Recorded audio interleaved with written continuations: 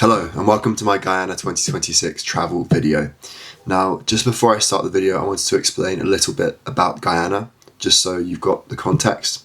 So first of all, Guyana is a country geographically and physically in South America, but politically, culturally, it's in the Caribbean. Now this is a result of a colonial past which has shaped Guyana in so many ways, and you will see this in the video. Now Guyana is covered in 85% primary Amazonian rainforest and is extremely resource rich, so lots of gold, lots of diamonds, bauxite. It also has one of the lowest population densities in the world, and the ethnic mix in Guyana consists of African, Indian, Chinese, Portuguese, Amerindian and European. It's a very interesting cultural blend. Guyana also discovered a massive amount of offshore oil in 2015, or ExxonMobil to be specific, and they have been, I guess, capitalizing on this in certain ways.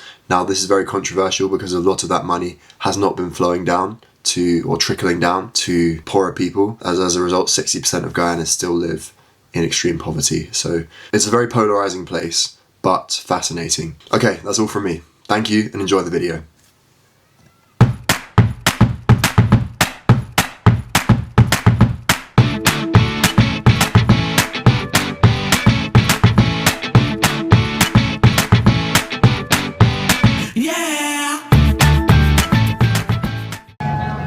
Right, we have touchdown at JFK Airport.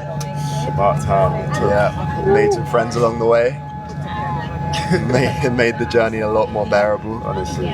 So I've got now 16 hours to go and explore New York before my flight tomorrow. It's now 3 p.m. so I need to just go and do as much as possible. It's meant to rain, which is not ideal, but you know what, I'm just going to make the most out of a bad situation. I'm in New York, you know, come on.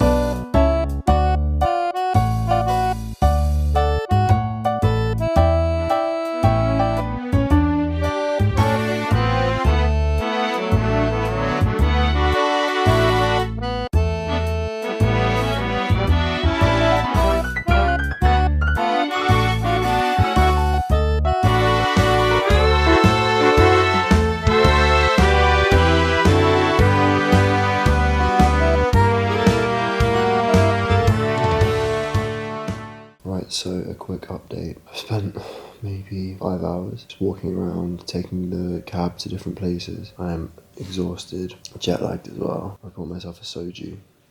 Long deserved, long missed. Flight early tomorrow. Need to be up at 4. So I'm gonna get some rest. Good night.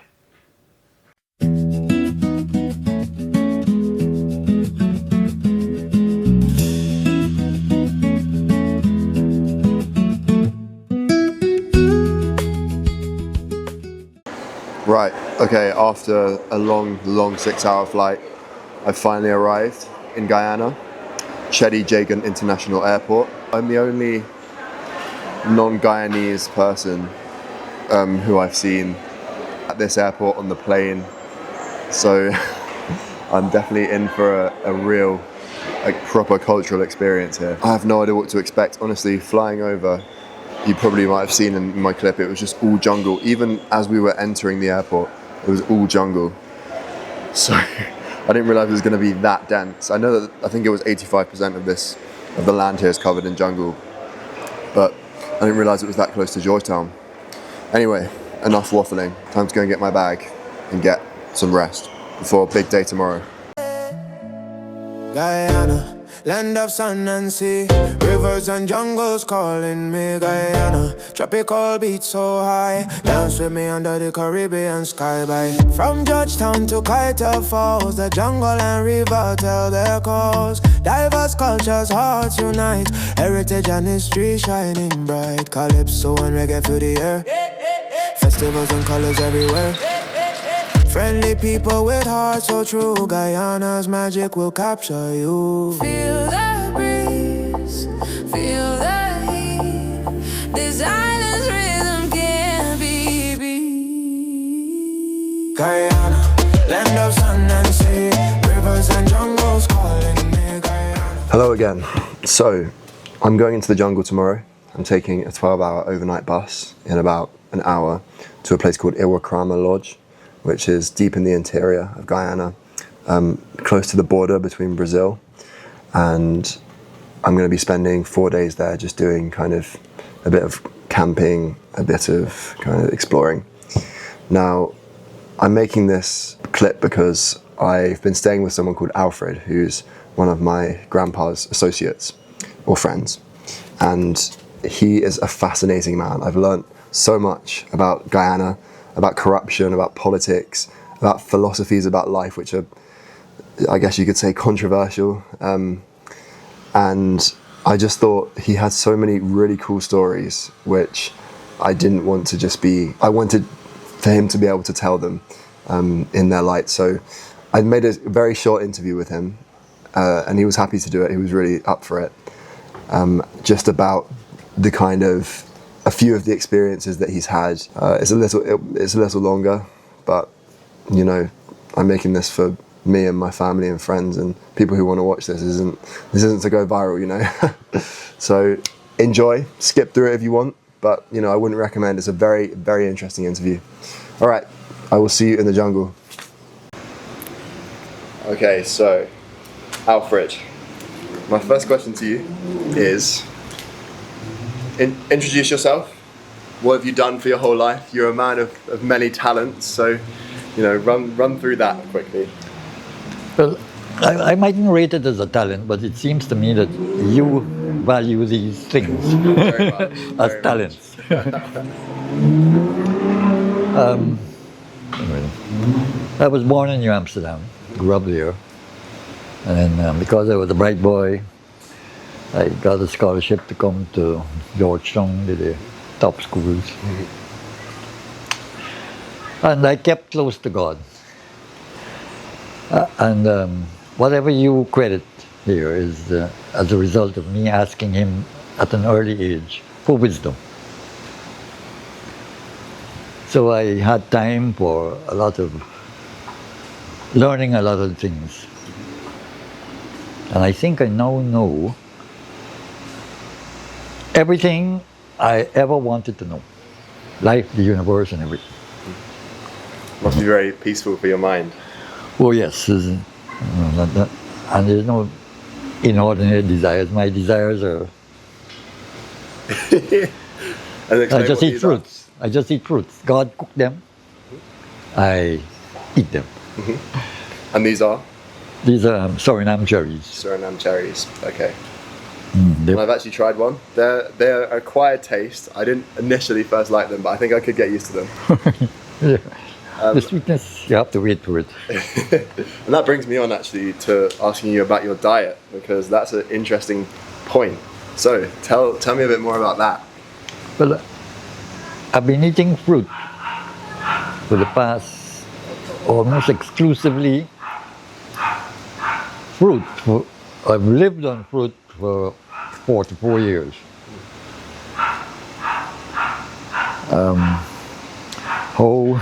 How that came to be is another long story. But I've experimented and known from time to time with different fruits, and I've learned the origin of disease. It's cooked food. The more processed the food, the more susceptible to disease. So, and all I eat is fruit. Once a day. But of course, the cherries, you know, it becomes a longish session because by the time I eat a pickle, Yeah. a few days ago I ate 100 cherries. I mightn't have time to eat that today, but. And how many years have you been doing this for? This purely fruit, once a day diet? The once a day, maybe about 20 years. Because, I don't know if it's because I got older. But I was still under the regime of breakfast, lunch, and dinner since the 1980s. So, but gradually I realized that I ate less and less times. I gradually realized by the 1990s that I don't need to eat all these times a day. And hunger is a habit, which I discovered during the fasting times for Lenten. Yeah. And your energy's been good, your health's been good Yes. overall? I only injure myself, and then I have to go through the usual 6 weeks time waiting for the bones to fix and so forth. But that's normal chemistry. Yes. Okay. Yeah. So- which actually, your profession, which I used to be a chemist, a chemist and also, but I'm a physicist by like and an astronomer by like. I did not go to university to learn astronomy.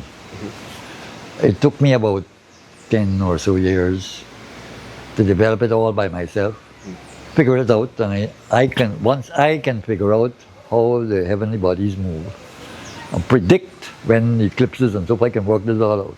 wow. Before the computer days, I was so glad of computers, save a lot of time. But now I don't need to do it. AI does it. You get it on the internet.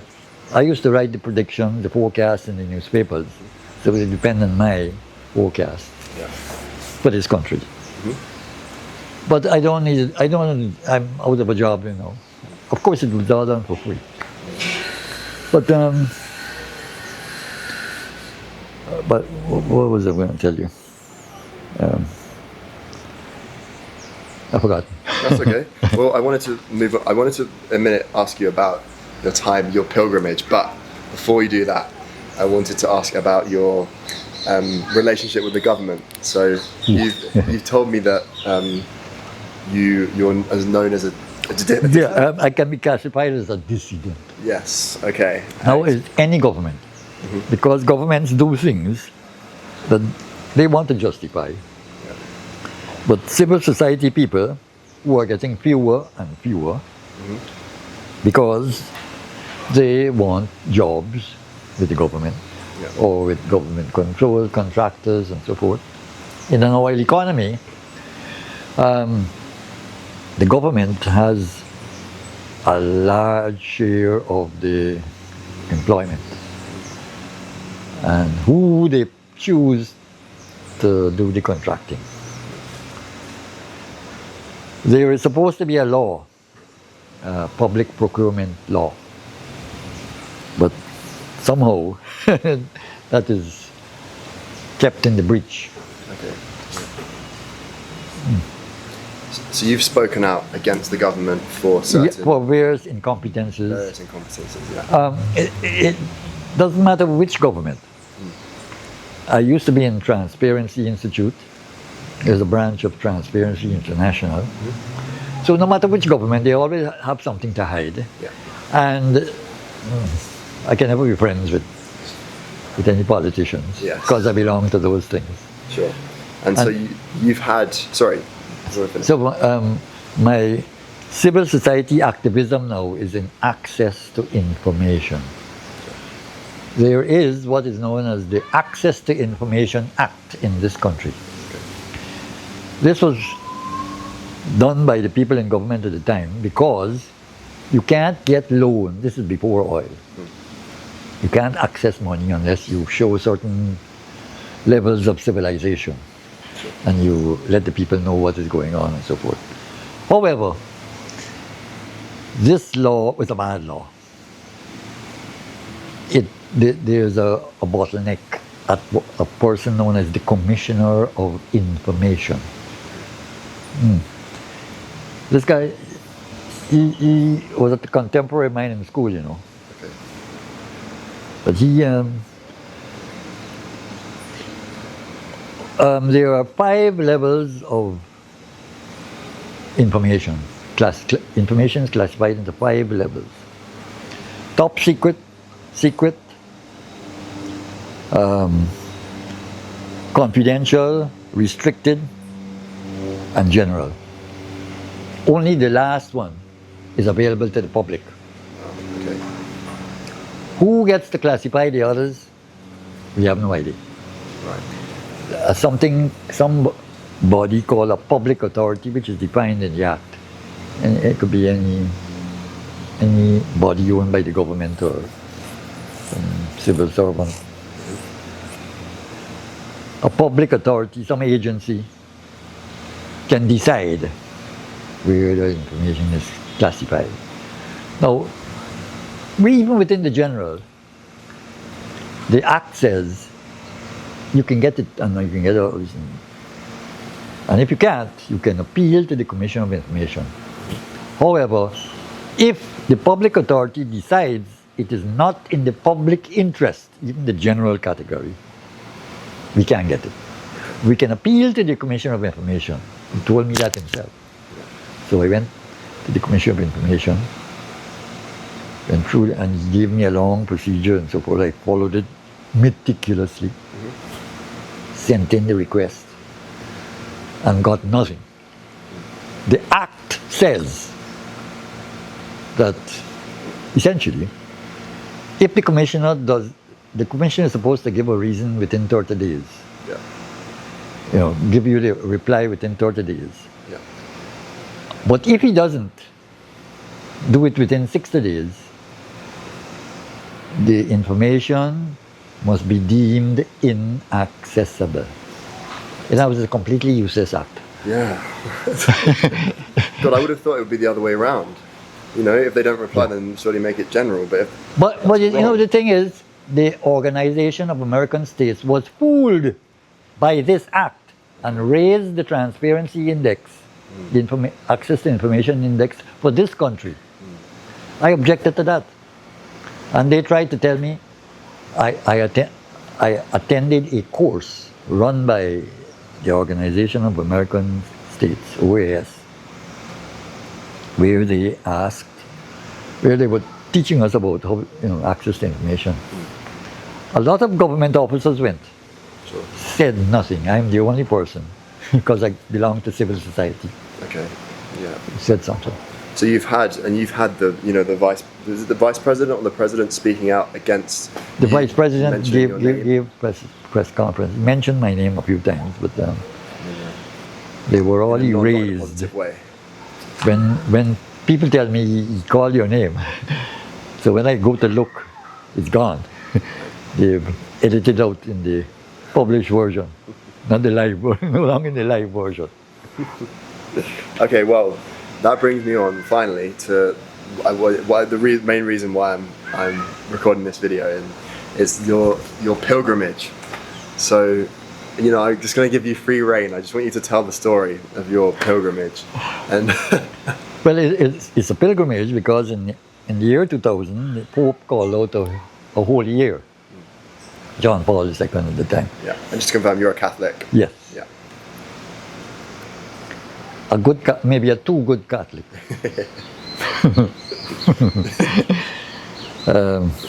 Not understood by the other Catholics. So he said our bishop designated certain churches as pilgrim churches. So we go there. So the priest in the Rupununi is a big area. Savannah and forest and mountains. Yeah.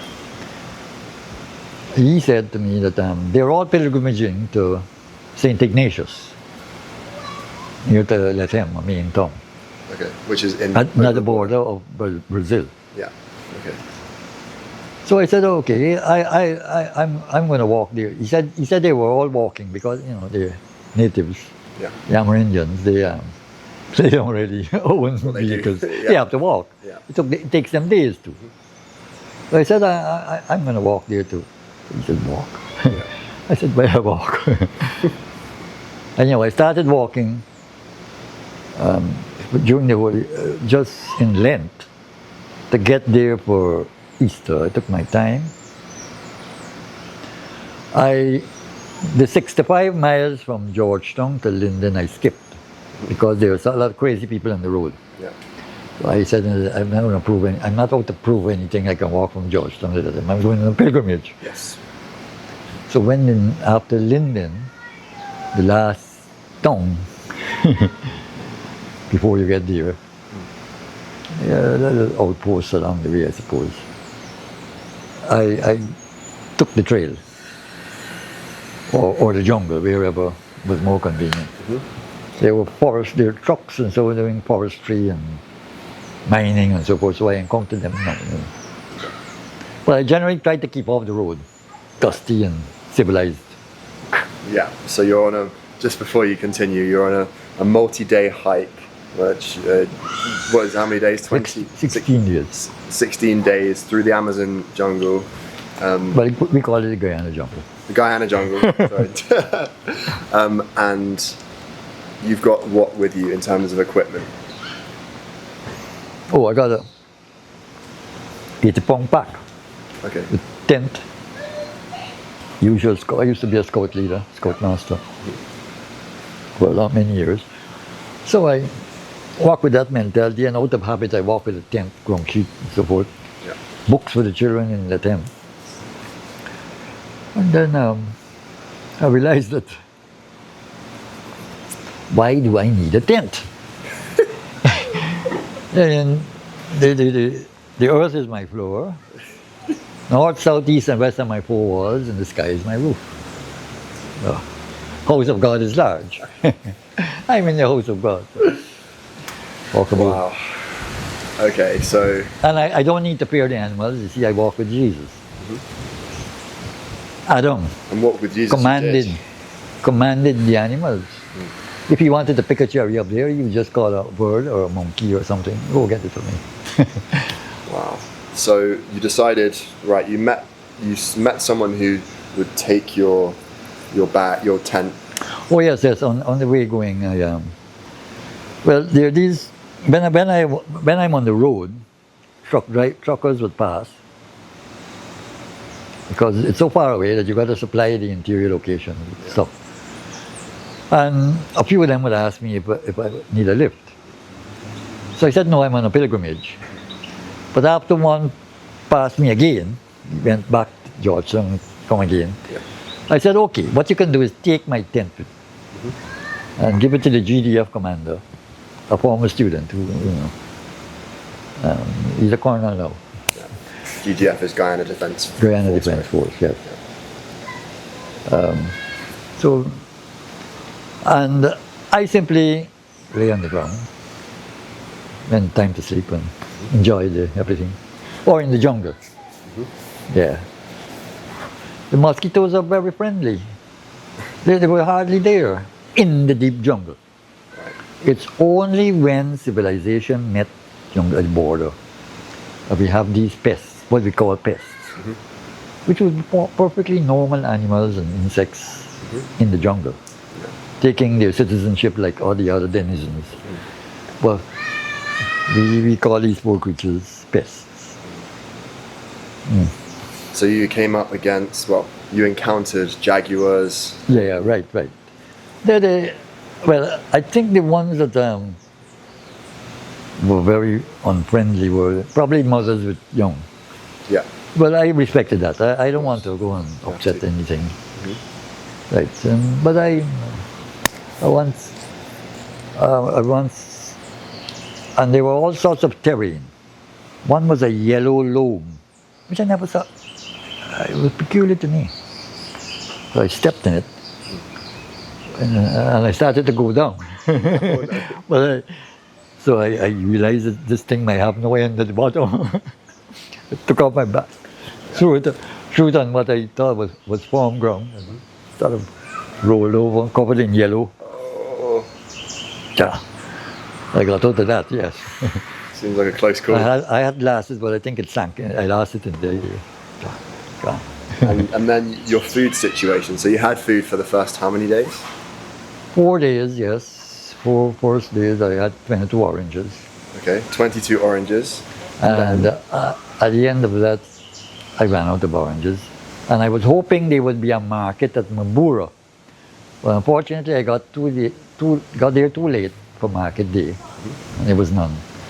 So that was the point of no return. So I decided, no, I'm not going all the way here just to turn back. No way. I walking with Jesus. He said, you don't have to worry about food. Every hour, I take out my Amplified Bible, and I would read a passage. It's a pilgrimage, so every hour I stop. And the passage on Isaiah talks about the sun, the cloud covering the sun, and there the cloud would cover the sun. Right at that moment, I'm reading. You know, it gave a little reality. Yeah, you felt quite connected to it. Yes. To the Bible. And then, you know, in the late evening, I look at the leaves and the wind rustling through, and I read the same passage in the Jeremiah or one of these places. It just so happens, and then one day I got in a desert patch. Now, that was a real desert, but it was coming to the end of the dry season. So I don't know if that was so, but a light rain accompanied me throughout it, and the passage in Isaiah of the desert will bloom. But in order not for me to understand the privilege I was having, I was allowed to suffer 10 minutes of a desert. The light rain stopped, sun, 10 minutes. Yeah. Then I knew what a desert was. Oh, wow. And then, so you're 4 days and all of your oranges are gone. Yeah, so You're foraging after that, everything. Yeah, whatever I find in the jungle. Whatever you find in the jungle. And how about water? But I don't really need water. I can absorb it from, from the atmosphere. Okay. And during the night, I sleep in the open. If rain falls, maybe I drink it or something. I had to record this. This is you make it sound so just casual and like, okay, Well, yeah, I just did that. It's obvious to me, but I mean, it seems as though you guys are too civilized. You've been brainwashed by this civilization. Yes, and you heard it here first. Otherwise, they won't be able to sell you camping equipment and so forth. Yeah. I mean, I'm sure. And all the gadgets. I guess so. And Wow. the cook food, Yes. so that you can go to their doctors and make money for the pharmaceutical companies. You don't realize that you're just being used. You are just a cog, a minion. All right. On that cheery note, I'm going to finish this up. But thank you so much, Alfred, for the chat. It's much appreciated. I'm looking forward to showing to people back home. One final Suriname cherry. No, it's not final for you. Not for me, just for everyone else. All right, thank you. Bye.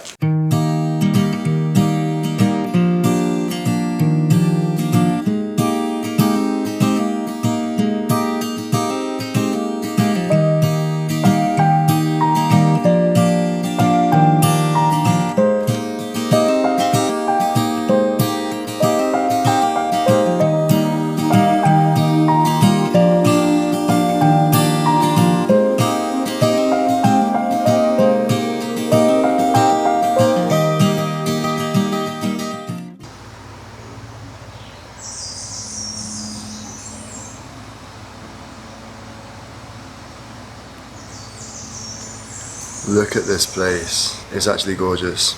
Welcome to Iwakrama Lodge. It's taken me about 16 hours to get here.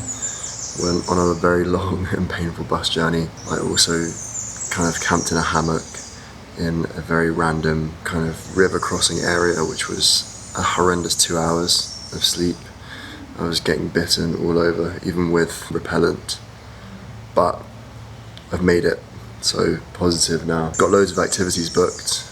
This is such a beautiful place along the Essequibo River, and so this place doesn't need much more of an introduction, to be honest. I'm just going to show you what it's got to offer because there is so much. Enjoy.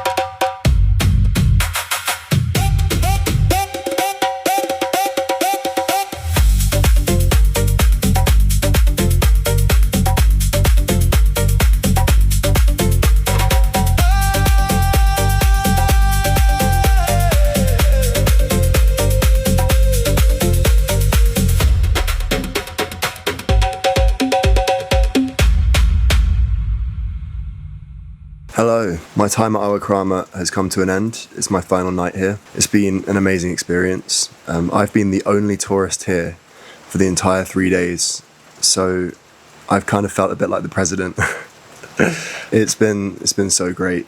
So many amazing animals, so much amazing biodiversity, such great staff. So I'm getting a bus back to Georgetown tomorrow at about 5 a.m. I'm exhausted. Every day's been an early morning and a late night, but it's been so worth it. Next stop is Kaieteur Falls, which is kind of one of the staple piece tourism attractions of Guyana. So I'm really excited to do that. Let's go and do it.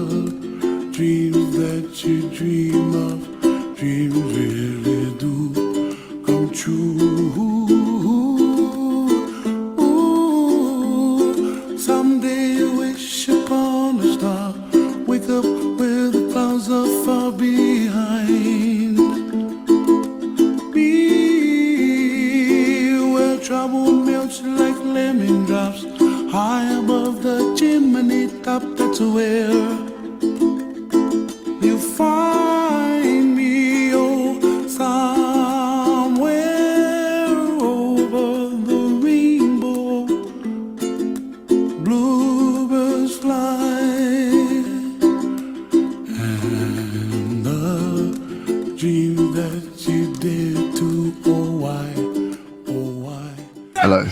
Right, so Kaieteur was amazing. I am exhausted, so this is going to be a bit of a quick one, but I went in the car with Alfred to New Amsterdam, which is the hometown of my grandpa, and I met up with him, which was really nice.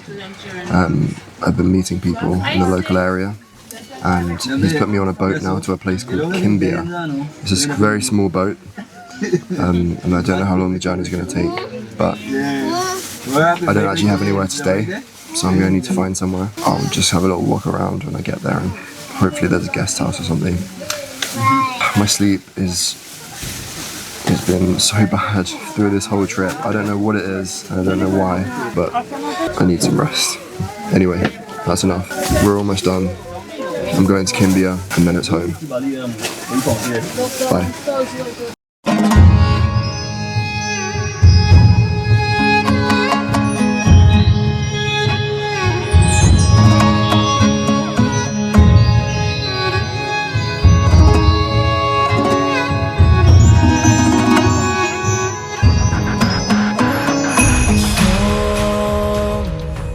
Hello, good evening. I've made it to Kimbia.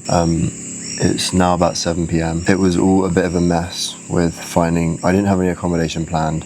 I didn't realise this place was so small. It's a tiny village along the river. I actually missed my stop initially, so I had to go all the way around. So what should have been a 3-hour journey ended up being like 6. But it's okay, because I've made a friend. He's well cute. He's hunting right now. They hunt by sitting facing the wall, and they'll watch for flies. And I saw one actually catch one, which was a lot of fun. So I searched around the riverbank to see if there were any people, and I ended up finding someone. A local has offered me a like a bed, so I jumped at the opportunity. I don't actually have any food, and it doesn't seem like there's anywhere that's going to get me any food. And I have a small amount of water, but I'll survive. I leave here at 3 a.m.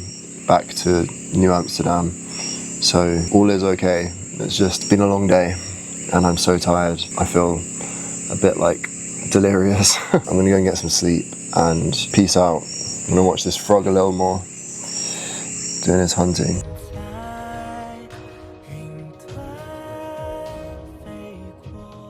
Hello. So this is the final video which I'm going to be making. It's just going to be a bit of a summary, and also to balance things out, I want to go into a few of the negatives that I've experienced here in Guyana, because I know I've shown some amazing parts of it, some incredible positives, but you have to show both sides, so I'm going to go into those. Now, my overall opinion on Guyana is it's an amazing cultural blend. It's an incredible kind of history lesson about the influence that colonialism's had on the world. It's also an incredible story of how cultures can live, you know, completely different cultures from every corner of the world, every type of religion, creed, can live together in harmony, which is how things work in Guyana. So, you know, there's been incredible physical, geographical landscapes and places to visit. The people are, on the whole, extremely nice, depending on where you are, of course. The city's slightly less so, but generally no one's treated me badly. With a bit more organisation and a bit less political corruption, Guyana could be such an incredible place. It's plagued with corruption currently, and you hear it everywhere you go. And it really saddens me to hear that the oil money that they've received has basically been funneled to the top, and, you know, being told that there's going to be a trickle-down effect, which isn't happening. And you see this quite depressing wealth inequality of an amazing mansion next to a shack which is built on bricks, you know, a hovel, just horrific living conditions. I think 60% of Guyanese residents live below the United Nations poverty line, or the World Bank. I can't remember the organisation, but below the poverty line, which is something ridiculously low, like a few dollars a day. Let me just quickly finish with the cons. I know I've been talking for a while, and I will conclude. So, some of the cons of Guyana, some of the parts that I found to be difficult, challenging, disappointing. Okay, firstly is safety and crime risk. So it definitely felt, especially in Georgetown in the city, that there were areas which were, you know, I should not be going, and you could tell straight away. But there are also areas where I just felt quite uncomfortable. Now, this wasn't most of the areas. I was doing a lot of walking around the city, not generally at night, but this also meant that, you know, you have to really be careful with everything you do, with what you're carrying. You can't be showing any type of wealth. And, you know, I'm not a flex kind of luxury kind of guy, but anything that could have been my camera, I didn't take that out, which is why you haven't really seen much of me walking in the streets. You know, the GoPro, my satellite phone, just kept it all hidden away, and there were no problems. Secondly, transport is shocking. Oh my, there is no tourist infrastructure for transport here. So whether it was planes I was waiting for, boats, buses, it was all very, very difficult.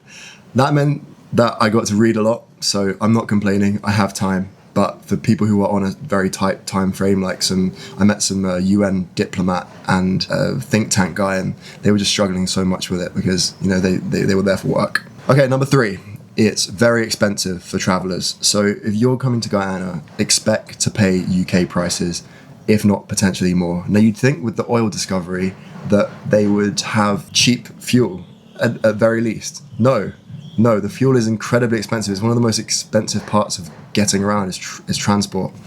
And the food, meals are similar price to the UK. You can get them generally cheaper, but expect UK prices in many areas. Okay, number 4, the bites, the insects. Oh my. If you can see my shoulder here, this is just from, and they run all down my arm. This is just from last night. Now, I cover myself in deep mosquito spray every single day, but they're still getting me. There are so many mosquitoes, but you know what? There's mosquito nets for a reason. You know, I can't really complain about that. That's the cost you pay for being in such a cool jungle. You know, there's going to be lots of life, so I'm not really complaining about that. And I guess 5th, my final point would be things are just a little bit more difficult for a tourist. If you don't have family, if you don't have friends, which I am lucky to have had, who let me stay in their places, who took me around to different landmarks, things would have just been really, really tough. So the infrastructure here is not built for a backpacker who might, have been to Thailand, who might have been to Indonesia, where things are easy. It's not. And if you like a challenge, then, and you've got some money, go for it. You're not going to be unsafe if you take precaution. Just expect a challenge. Expect a real challenge. And if you're up for a challenge and an adventure, come to Guyana. It's a very cool place. Anyway, that's enough waffling from me. Thank you so much for watching. This has been a long video. I've been editing it as I go along the trip, and I've been loving editing it and filming it. So I would love some feedback, positive or negative, constructive criticism. I'm always up for it. I'm going to leave you in peace. Thank you so much. I don't think I'm going to bother you with the rest of the flight back. That's just unnecessary. So thank you, and I'll see you all very soon. Bye.